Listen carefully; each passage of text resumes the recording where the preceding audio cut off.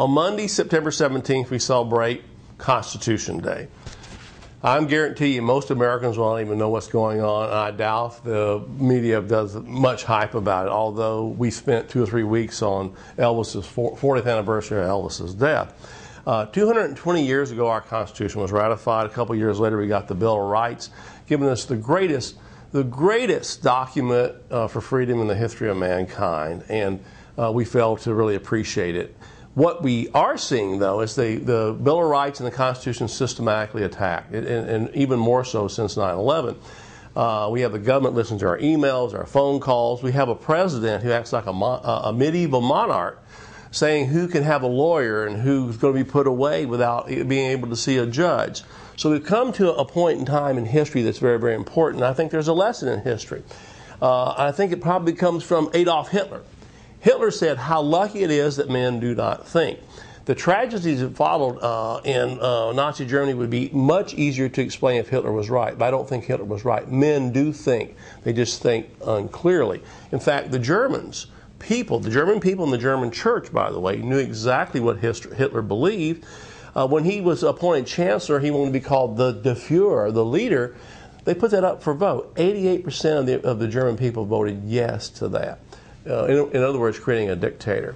Hitler's book, Mein Kampf, was all over Germany. It was a bestseller. It was the blueprint for the Holocaust, but people voted for Hitler. So people did think. They just thought unclearly. Like Americans today, for some reason, the trivial became important, entertainment became important, and the cry for safety over freedom became important. And that's why we got a dictatorship under a person like Adolf Hitler. If we want to maintain our freedoms, we must act responsibly.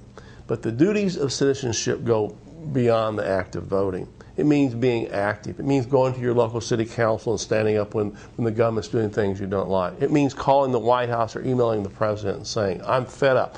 Please don't do this anymore. We don't like what you're doing with our Constitution.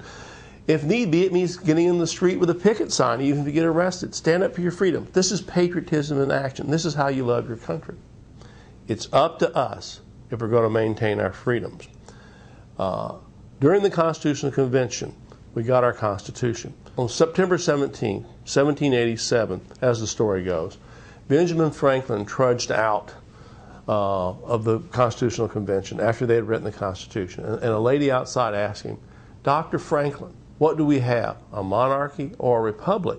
To which Franklin replied, a republic if we can keep it.